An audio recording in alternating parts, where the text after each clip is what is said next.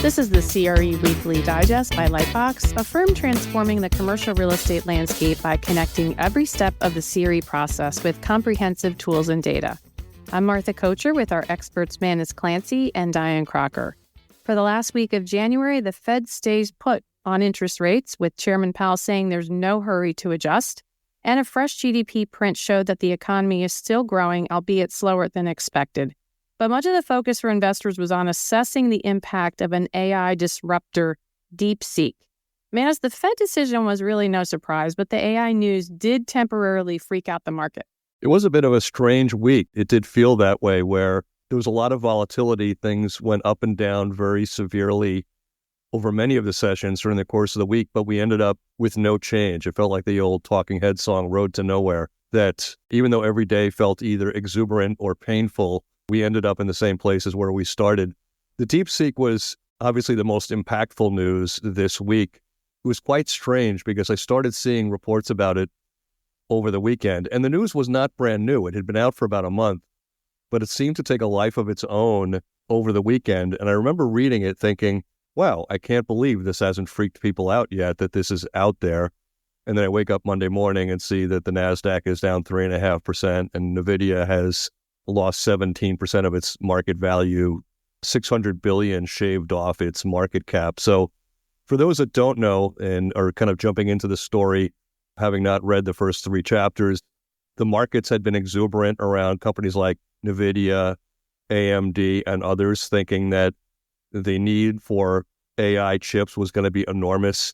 It had driven up the value of energy providers, people who were going to have to power data centers that were going to be used to generate these AI models. DeepSeek is a Chinese company. They made a statement that said they were able to reproduce everything that OpenAI had done in a fraction of the time, I think 2 months versus 5 years, and also at about 1/100th or 1/1000th of the cost. And that's what sent everybody racing for the exits. We talked about NVIDIA down 17% in one session. It also lopped off an enormous amount of value from energy producers. We saw Constellation Energy drop by 20%, and a lot of the big tech names also sold off. So it just started the week on a sour note. We recovered as the week went on, but it started things just oddly for those that watch the market like I do so fervently. Yeah, Manus, I was away for the weekend, so I came back Monday morning not having seen anything. And one headline I saw referred to it as a Sputnik moment. And I'll tell you, my dad was an aerospace engineer at United Technologies, so I got the reference to the Soviet Union's launch of the first Earth-orbiting satellite Sputnik. It was 1957, which caught the U.S. completely off guard. And clearly with the tech sell-off, Wall Street didn't see this coming either. And I'm really curious. It's a big shakeup, and it's a shakeup in the most bullish commercial real estate sector out there. So you have to wonder what data center investors are talking about behind closed doors. They had a lot of questions to answer from investors this week for sure. So there's a lot that really has to shake out. It's an interesting development. It's funny about the news itself, because I look at it as a double-edged sword, and I have the whole time for the last 6 months during this AI mania. On the one hand, there's people out there believing that AI is going to give us an enormous boost to our economy, drive costs lower, make us more efficient. There are people out there that believe it's going to drive a big return to office, that Amazon, Microsoft, NVIDIA, and others will have more and more people devoted to building models. Yet, at the same time, the expenses that have been surrounding this, the hundreds of millions or billions of dollars that each of these big tech names was going to have to spend developing these models, I think hadn't been fully appreciated yet. So this Sputnik moment, if you will, may have both a real cloud for these entities, the NVIDIAs of the world, the Microsofts and so on. It may also have a silver lining, and a silver lining might be they get all the benefit of building something like this, but they've just been shown that it can be done for a fraction of the cost. So very early in the game, hard to know. I think it would be great if we could develop new tools at a lower cost. That would be wonderful, but certainly time will tell. And so the question that a number of people in commercial real estate were asking is, does the DeepSeek, essentially DeepSeek, the enthusiasm for data centers and tech and power plants and all of that? And I did see that in Blackstone's earnings report, John Gray, who's the president and COO for Blackstone, was asked the question. They're a heavy data center investor. They've got about 80 billion of leased data centers. And he was relatively calm. Now, this is a couple days after this news has been digested. So he's had a chance to talk to Meta and Microsoft and a number of the tech giants before he had his call. He said digital infrastructure remains essential, and the power and electrification with it is also essential. He said he anticipates that perhaps the cost of computing goes down, which rises or increases the adoption and the interest in AI. So he said, obviously, we're watching what happens closely, but he seems very bullish. Well, I don't think he had any other choice, honestly, because something that may not age well was the fact that on Friday, before the DeepSeek news came out, his firm announced the biggest, basically, real estate sale that has taken place in the last couple months. They had purchased the Potomac Energy Center. It is a natural gas-powered plant. They paid $1 billion for it. It's within proximity of 130 different data centers. I think that had this news come out a week earlier, I don't think you see this thing selling for $1 billion. You probably see it selling for half that price. Laughing all the way to the bank right now is Ares Management, who is the seller of that. But I think if you're the head of Blackstone and something like this happens, what else can you do but go on television and put on your best face and say, there's still going to be demand. We feel good about this purchase, right? It's, you got to wear it. It is a shakeup in the sense that it's going to stir up the math a little bit. And companies like Blackstone have a lot more scrutiny that they're going to have to face from investors, questioning the numbers on their books for investment, given that here we have this new player with a dramatically different cost equation. This is kind of similar to what I was saying just a moment ago, where on the tech side of it, you have two sides of the coin. On the one hand, the opportunities were enormous. On the other hand, the capital expenditures were going to be through the roof. This is the same kind of thing that for the American consumer, maybe there was going to be all these great products coming out, great efficiencies, other things that we were going to get out of AI. But at the other side of the coin there was they were going to perhaps pay 10 or 20 or 30% more in energy costs because data centers were going to drive up the price of electricity across the U.S. Now that we've come into this DeepSeek moment, maybe that reverses a little bit. Maybe we get all the gains without all the pain. Who knows? I mean, I don't know at this point. I couldn't even pretend to know.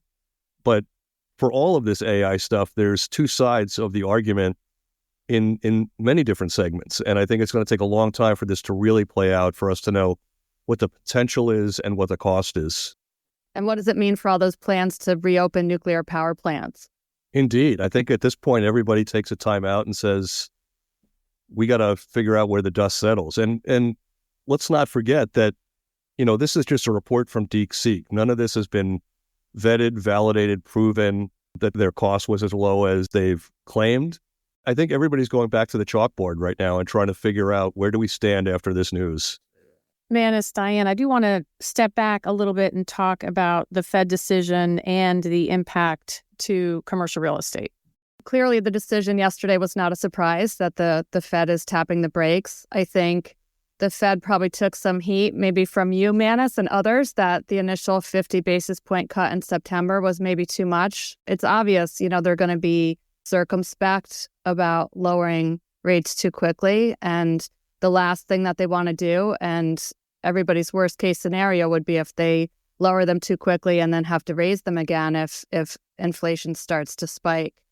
And certainly there are plenty of policies in the Trump camp with inflationary potential, depending on how they take shape, which we talked about last week with Ryan Severino. It was kind of interesting to me how Trump put his foot down in Davos last week, saying that everyone should bring rates down, and then, of course, he lashed out at Powell yesterday saying what a terrible job he's done. So I'm kind of curious what happens between now and March. I think the president will keep poking the bear, and Powell will probably hold the line that the central bank is going to rely on database decisions, and Trump did this during his first term too. And Powell stayed. I looked up right now the odds of a 25 basis point rate cut at the next meeting, which is in March, is only 22%. And the chance of a no rate change was 78%. So we'll see if that flips depending on what happens between now and March. Well, I have to say, Dianne, flattery will get you everywhere. Suggests that Jerome Powell is listening to my remarks. Quite flattering, I must say, even though I might call BS on that remark, but thank you nonetheless. I think there's a couple of things going on here. I do think that the hot economic data that we saw in November and December had to be in the back of the minds of the Fed governors, no doubt about it. They could not in any way ignore the fact that we were 90 basis points higher in long-dated Treasury yields than we were when they first cut rates. And I think there was no choice but to pause now. I do believe that in the face of this, as long as we are sitting with a 10-year Treasury yield in that 4.5% area, where it's been for about a week or two, that I don't see another rate cut coming for another few months. I think that 22% to me is surprisingly high. I think that anybody who thinks that we're going to get more stimulus between now and June, absent some kind of shock to the system, I think is mistaken. I think the Fed has spooned out its remedy, and now it's going to wait for several months to see how this plays out. The fact that inflation has leveled off at a higher than intended level for both CPI and PPI, I think will weigh on them, at least for the first half of 2025. Agreed. And I think the market really has spent a lot of time since December's Fed statement that they were going to tap the brakes a bit. The market's kind of adjusted to the fact that, look, rates aren't going to come down maybe as fast as we want. We just have to accept the fact that they'll be higher for longer. But there's price stabilization. There's capital that wants a home in U.S. commercial real estate. So I think all the sentiment studies are still very positive. Obviously, there's a healthy dose of caution there, too, which I think is prudent. But the market, I think, is marching forward without being dependent necessarily on a rate cut in order to move. And last year, I think a lot of people were laying in wait for the rate cut that didn't come until September. And I think this year the mindset is a bit different because of just the fact that the market can't stay stuck forever. Yeah, I think CRE investors are frisky right now. They want to put money to work. It's a friskiness we haven't seen in a year. It does surprise me a little bit, especially considering that it's coming after this run-up in long-dated rates, but it's there. And hopefully that ultimately converts to big numbers when it comes to property sales, velocity of lending, velocity of trading, resolution of distressed assets, et cetera. So time will tell, but that seems to be the sentiment as we approach the end of January. And on the topic of sentiment, I'll mention that CREFC, the Commercial Real Estate Finance Council, came out with their fourth quarter sentiment index this week, and it basically points to what you just said, Manus. Continued improvement in market confidence. Their sentiment index rose 5% in the fourth quarter to 126.6 versus 121.1 the prior quarter, and that was the highest ever recorded for the index. So despite the fact that the market is coming to terms with higher for longer rates, which we just talked about, the sentiment just reached its highest reading ever. So certainly the expectation from CREFC is for higher investor demand for financing. Their primary concern, no surprise, are the higher for longer rates, but 95% are expecting at least a 10% increase in commercial real estate transaction volume. That sounds like a prediction, which is a great segue, Dianne, into our own CRE predictions that we did with our market advisory councils, and we surveyed a number of CRE experts to give us what they predict is going to happen in 2025. Yes, we did. 'Tis the season for predictions, and the LightBox 2025 predictions report is out. First of all, thank you to our 2 market advisory councils, 24 members total, so too many to mention by name here, but they really are some of the best minds in the business with opinions about the latest trends. We've got folks from big firms in the broker investor space like Colliers, CBRE, Marcus & Millichap, Cushman Wakefield, NAI Global. And then the council on the environmental due diligence side has large firms like Terracon, AEI Consultants, LCS, EBI, all across the country. So they look at commercial real estate from all different directions. And kudos to them because they gave us some great input to work with. And the output is our 5 predictions for this year in the areas of commercial real estate lending, investment, what's going to happen to the 10-year Treasury yield, how many interest rate cuts will we have, and then our own commercial real estate activity index and where that will land. So obviously we're working with current data and current sentiment, which, as I said, is a mix of caution and optimism and maybe more of the former than the latter. But I think, what the predictions point to is where 2024 was slower, maybe than most of us expected. 2025, I think, is positioned to be a year of transition. That was the general consensus from the market councils. The forecast, it's relatively modest. There's a long list of caveats because so much obviously depends on where federal policies land. And of course, inflation and interest rates, that's the big wild card of the year. But I think in general, our council members are starting to see things move in a way that they didn't last year. And there's a sense that capital will be very selective, but certainly there'll be more opportunities to place capital this year than last year. So I'll just throw out a few predictions. The lending forecast is for an increase of 23%, and the uptick for transactions landed at 17%. So not crazy, but better. And it reminded me of the forecast that Spencer Levy made when he was on our pod in December. I believe his words were that it would be a better year, if not a banner year. We put a lot of work into the predictions report, so take a look. We're pushing it out through various channels now, and it has details on all 5 of the forecasts and also highlights some growth opportunity areas that council members are watching. It is an amazing thing when you talk about Spencer. He is far from the only one that has made remarks like this over the last 2 or 3 months, that the term banner year, better than any year in the last 5 to 10 years, things like that, have come out of the mouths of people that I really admire and respect, people who have been in the market for a long time, who have seen many downturns, read the tea leaves very well. And it surprises me a bit, just the level of bullishness that people are exhibiting right now. And I really, really hope it comes true. There was one surprise. One of the council members predicted that the 10-year Treasury yield would drop as low as 3.2%. So there's a couple of interesting divergence in opinions in some of this. It's a pretty interesting outlier. What do you think, Manus? I think if you're making that call, I think you're probably also believing that the U.S. economy is going to run into a brick wall. It wouldn't be an outlandish outcome. It's been a really long time since we've hit a natural recession.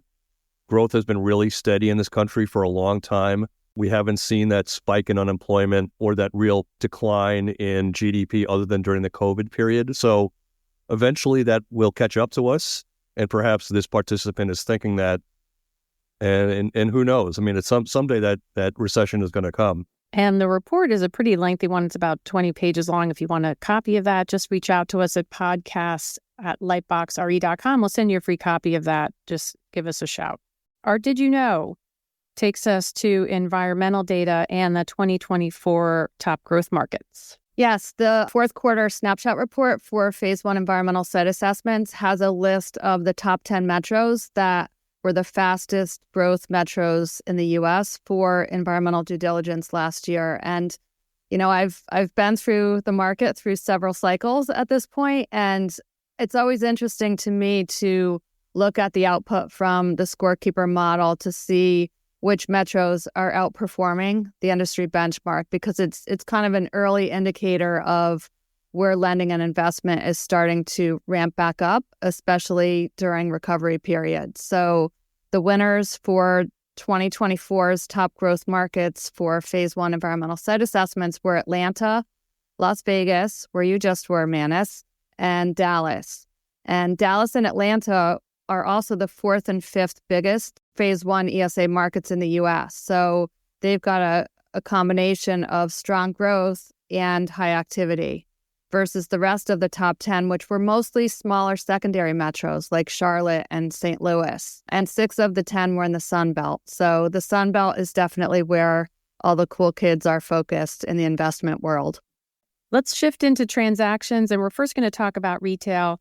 We talked about retail being specifically in the month of January, a month where we see store closures as part of a normal business as usual activity.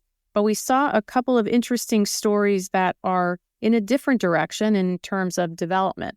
Yes, we did see some real nice green shoots in the last week or so in the retail space. I would say if you heard our podcast last week with Ryan Severino, the four of us were very much in unanimity in acknowledging that retail is one of the most misunderstood assets when it comes to distress. And perhaps that's because we've been buffeted for the last 10 years with headlines of this Class C mall going out of business or this Class B mall being razed or shuttered or something like that. Those negative headlines tend to weigh on the psyche.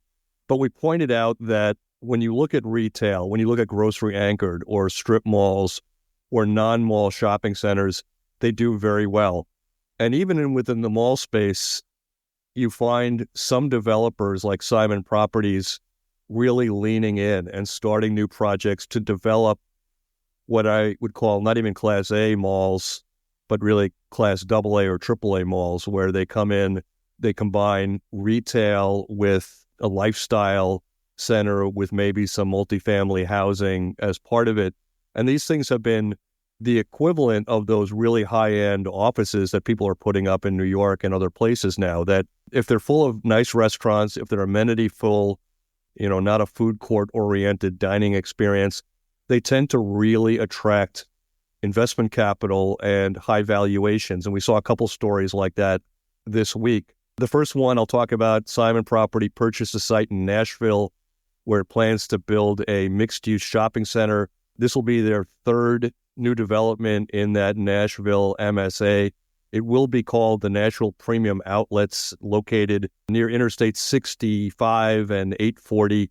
It'll span about 325,000 square feet.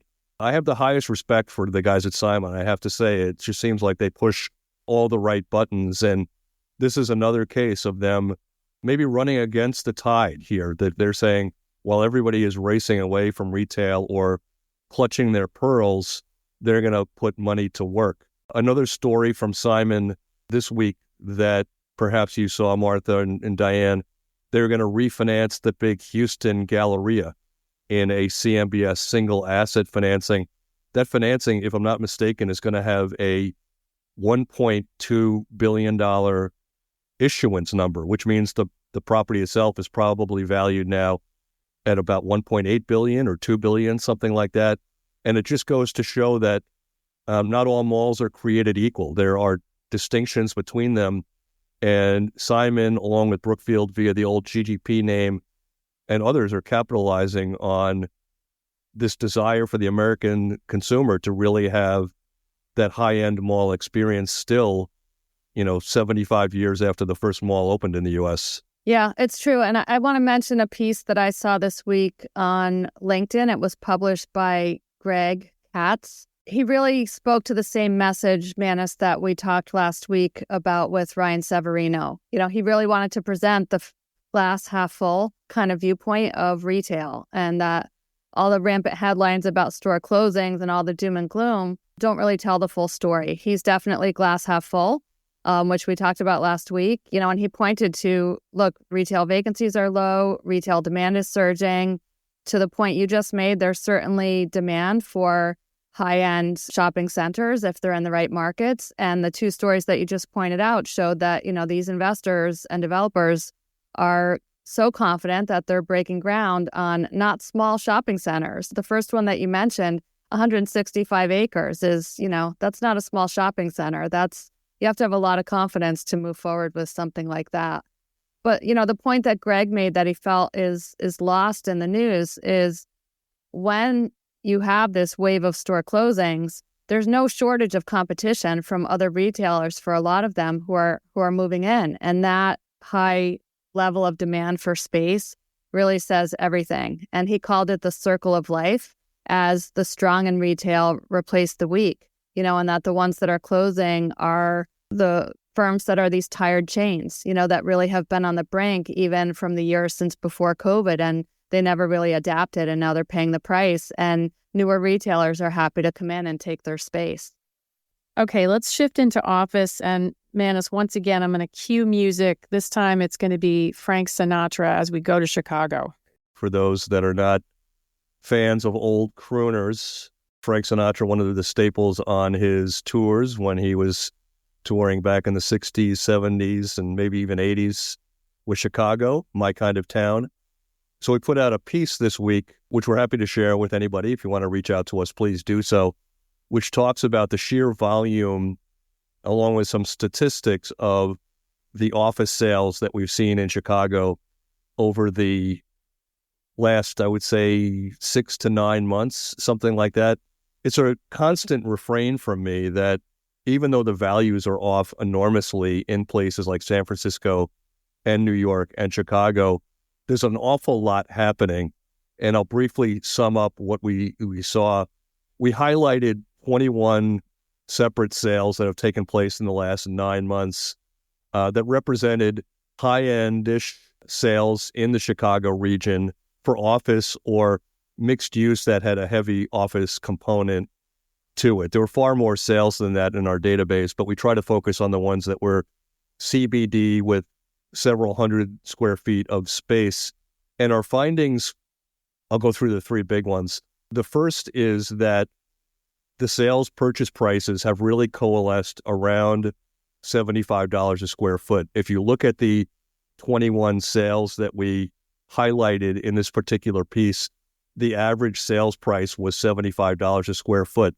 When I talk about clustering, more than half of the sales came in between $50 a square foot and $90 a square foot. So when you talk about price transparency, when people are talking about a Class B office in Chicago and you talk about a buyer and a seller, chances are they are going to agree that the starting point for any negotiation is going to be in that $75 per square foot range. Yes, there are outliers, but that seems to be the going rate at this point. What we also found is that the average price decline of these was about 70%. And that too represented a real clustering of the value decline between the prior sales price, which tended to run between the years 2013, let's say, and 2018 versus what they sold for in 2024 or early 2025. So a lot of unanimity here in the market, painful unanimity, I might say, but unanimity nonetheless. One last piece that I'll talk about, a real wide diversity of buyers of these properties. Let me run down this list, which is extensive, of people that have decided to pull the trigger and jump in to buying properties at 70 or 80% off. 3 Edgewood, 601W, Beacon Capital, Bragg Properties, Franklin Partners, FRI Investors, Glenstar, Namdar, Triple Double Real Estate, Primera Group, North American Real Estate. I could go on and on. There's another 10 that either participated as primary or secondary. And it just goes to show that the buying pool is deep. So if you're interested in this, we did Chicago this week. We're going to follow up with one on San Francisco in the near future, another on Washington, to help people who are trying to understand these markets and where they're kind of leveling off, get some more meat on the bones statistically. It's so interesting, Manus, how quickly that coalescing that you talked about happened. Flashback like a year or two when everybody thought office was dead or the black sheep of commercial real estate, nobody was touching it. And if you read the headlines, the only thing that you would think was happening were these, super distressed deals. And once the money started to move and once those investors that you mentioned, to use your word, intrepid, jumped in, it didn't take long for those values to start kind of meeting in the middle in a meaningful way. And I think that stabilization, as you point out in your piece, is what's really going to entice other investors to follow their lead. There was a story this week in the Wall Street Journal, and they actually used the word for the interest in the office sector now. They used the words a budding buying spree. And our LightBox RCM data showed that office listings in the fourth quarter were up 21% year on year. So 21% more office properties listed for sale in the last quarter than 1 year ago. And it's just such a turnaround and such a change in story in office. And it's really interesting to me how quickly that happened mostly in the latter half of 2024, right? Yeah, I would say certainly the second half of 2024 really kicked this off. And I think it's happening in many cities. It's happened in Los Angeles, San Francisco, Portland, Philadelphia, et cetera. 3 of the sales came in the last 45 days. And this was my impetus for wanting to look at this particular set of data. One that came in only in the last week, 600 West Chicago Avenue, one of the biggest property sales in recent years. It sold for $89 million. That is an 83% discount to the purchase price in 2018 of $510 million. The buyer there, 3 Edgewood, they were the ones who jumped in and made that acquisition. 2 others, 550 West Washington Boulevard. This sold for $18.5 million. That's down from a 2013 sales price of $111 million. That's an 83% discount.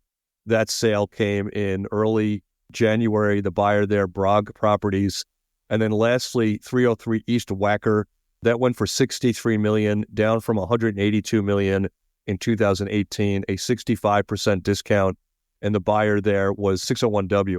So a lot going on in Chicago. And normally when you see this kind of activity and this kind of velocity, you could really kind of bank on the fact that a bottom has been formed. And while there may not be an uptick in value anytime soon, at least we've probably seen the worst in terms of property declines. Manus, we've talked a number of times about strategies for firms handling underutilized office properties, and you saw the announcement this week, I believe, that AT&T had a $850 million leaseback deal with Rain Capital. Yes, I did see that. That was, along with that big power plant sale, I think the 2 biggest numbers we saw this week in the commercial real estate space. The sale-leaseback device, if you will, is an interesting one because it kind of straddles the line between corporate finance and real estate. Normally, if somebody is going to come out and do a sale-leaseback thing, it is a form of corporate finance. So in this case, AT&T owns these buildings. They're not paying rent on these buildings, but the buildings have a lot of value. In this case, more than $800 million worth. What they want to do is unlock that $800 million, perhaps to fund capital improvements or other things. They then sell that, even though they're still the leaseholder on their particular asset, and start paying lease payments to the new buyer. It's a form of borrowing, if you will. Instead of tapping the capital markets to borrow $800 million, they're unlocking the value of their real estate to raise capital. It happens frequently. People do it all the time. It shouldn't be confused with a straight-out sale. It's a different device, but this was a big one, certainly by AT&T. And a note, our PRISM Developing Leaders Mentorship Program class of 2024-25 was released this week. Yeah, Martha, our Developing Leaders Mentorship class kicked off. We have some environmental consultants from leading firms like AEI, EBI, JLL. We have risk managers at big banks like JP Morgan Chase, Truist, US Bank. It's an 8-month program where the mentees learn valuable skills like how to network, how to assume more responsibility, how to build a personal board of directors. And at the end of the program, their capstone final project is how to deliver an elevator pitch like a pro. So we've been doing this for 6 years. I started it with John Ryback when he was at BB&T Bank, which is now Truist. And I run the program with a really wonderful board that consists of Michael Bell, Drew Bailey, Liz Lago-Marcino, and Stephanie Gillespie. And I'm happy to share that we have mentors who come back and volunteer their time in the program year after year. We get really close to the mentees, and it's really terrific. You see these young, eager professionals who are more ambitious in their 20s than I probably was, and they make time in their daily work lives to come and work hard in the program, and they're so open to advice for those who came before them. It's a really tight-knit group, so I want to tip my hat to the mentees because they work really hard, and it gives me great hope because they are the next generation of leaders in our industry. Just think how much less angst I would have given you, Martha and Dianne, if I wasn't quite so rough around the edges. If I had taken advantage of one of these mentee programs in my 20s and learned how to dress a little bit nicer, comb my hair before I get on a Zoom, use longer words, have an elevator pitch, right? You guys would have been so much happier, I think. You'd be a force. Bigger pain in the neck. And a programming note, the Environmental Bankers Conference is next week, where Dianne is a keynote. If you're going to be there, look for her and the LightBox team. I'm sure they'd appreciate syncing up with you. And some listener comments. Thanks to John S., a LightBox customer who asked permission to use our time series CRE activity index data in one of their presentations. We hope it went well. And Cohen V. on LinkedIn commented on our AI portion of our talk with Ryan Severino, saying it was particularly thought-provoking. And I think given all the news about AI this week, it's even more germane. In the coming week, we're going to be putting together our Super Bowl scorecard. So even if you're not a Chiefs or Eagles fan, you may want to see how the data shakes out. We're going to rank Kansas City and Philly in terms of some commercial real estate stats and share that. Yes, we will share that. You know what I think about Kansas City and Philly, Martha. It might be a Sunday where I, power watch the Honeymooners or Twilight Zone instead of watching the Super Bowl. I don't really know. It might, or maybe 90 Day Fiance, something like that. I don't really know. I will throw in one more word. In about a week and a half, several of us will be at MBA in San Diego. We will be at the sessions. We will be in the lobby, hanging out, having coffee with many of our listeners, clients, people we've known for a long time. If you're going to be there, certainly reach out to us. We'd love to talk shop with you or talk football or anything else. We also, several of us, tend to go out for a cigar on Monday night. And if that's your kind of thing and you'd like to talk CRE with an intimate group of cigar smokers on Monday night, please let us know for that too. And we'll make sure that you know where we're going to cluster. It's a fun night. It's a fun event. Nice job by MBA putting this on, and certainly a nice location for the dead of winter going out to San Diego. And with that, we'll close. Thanks to our producer, Josh Bruning. Join us every week as our Lightbox team shares CRE news and data in context. You can listen on any of your favorite podcast channels and send your comments or questions to podcast@lightboxre.com. Thank you for listening and have a great week. Let's go.